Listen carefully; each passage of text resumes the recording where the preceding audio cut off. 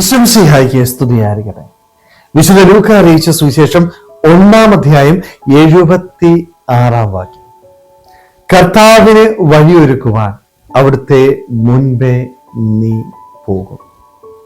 സക്രിയായുടെ പ്രവചനത്തിന് തൻ്റെ മകന്റെ ദൗത്യം എന്താണ് എന്ന് കൃത്യമായിട്ട് സക്രിയ പറഞ്ഞു മനസ്സിലാക്കുന്നുണ്ട് അല്ലെ.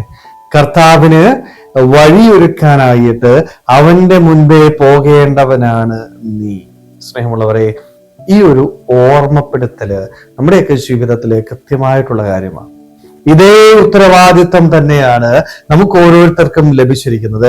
കർത്താവിന് വഴിയൊരുക്കുവാനായിട്ട് വിളിക്കപ്പെട്ടവനാണ് ഓരോ ക്രൈസ്തവരും.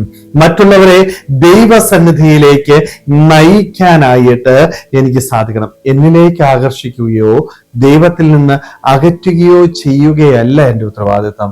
അവന്റെ മകളായിട്ട് ഞാൻ ജീവിക്കുമ്പോൾ എൻ്റെ ജീവിതത്തിന്റെ ലക്ഷ്യം എന്ന് പറയുന്നത് മറ്റുള്ളവരെ ദൈവസന്നിധിയിലേക്ക് നയിക്കുക എന്നുള്ളതാണ്.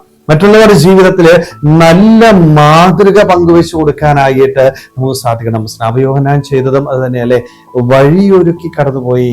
അവനിലേക്ക് അവൻ ആരെയും ആകർഷിച്ചില്ല, സ്ഥാനമാനങ്ങൾ അവൻ ആഗ്രഹിച്ചില്ല, ബഹുമാനം അവൻ ആഗ്രഹിച്ചില്ല. മറിച്ച് അവന്റെ ഉത്തരവാദിത്വം സന്തോഷത്തോടെ 100% ഉറപ്പോടുകൂടി ചെയ്യുവാനായിട്ട് അവന് സാധിച്ചു. നമ്മുടെ ജീവിതത്തിലും ഈ ഒരു ഉത്തരവാദിത്വം സന്തോഷത്തോടെ നിർവഹിക്കാനായിട്ട് നമുക്ക് സാധിക്കണം. സ്നേഹമുള്ളവരെ, നമ്മൾ ഈ ഒരു ഉത്തരവാദിത്തത്തെ കുറിച്ചുള്ള ബോധ്യം നമുക്കുണ്ടോ?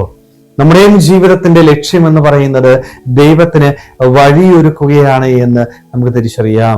സക്രിയയെ പോലെ നമ്മുടെ ജീവിതത്തിലും ഈ ഒരു തിരിച്ചറിവുണ്ടാവട്ടെ. നമ്മുടെ ജീവിതത്തിന്റെ ലക്ഷ്യം അത് ദൈവത്തിന് വഴിയൊരുക്കുവാനായിട്ട് നമ്മുടെ ജീവിതത്തിലൂടെ, നമ്മുടെ പ്രവൃത്തിയിലൂടെ, നമ്മുടെ വാക്കുകളിലൂടെ മറ്റുള്ളവർക്ക് ദൈവത്തെ പങ്കുവെച്ചു കൊടുക്കുവാനായിട്ട്, മറ്റുള്ളവരെ ദൈവസന്നിധിയിലേക്ക് നയിച്ചുകൊണ്ട് നമ്മുടെ ഉത്തരവാദിത്തങ്ങള് സന്തോഷത്തോടു കൂടി നിർവഹിക്കുവാനായിട്ട് നമുക്ക് ഓരോരുത്തർക്കും ആത്മാർത്ഥമായിട്ട് ആഗ്രഹിക്കും, വിശ്രമിക്കാം. ദൈവം നമ്മളെല്ലാവരെയും സമൃദ്ധമായിട്ട് അനുഗ്രഹിക്കട്ടെ. ആമേൻ.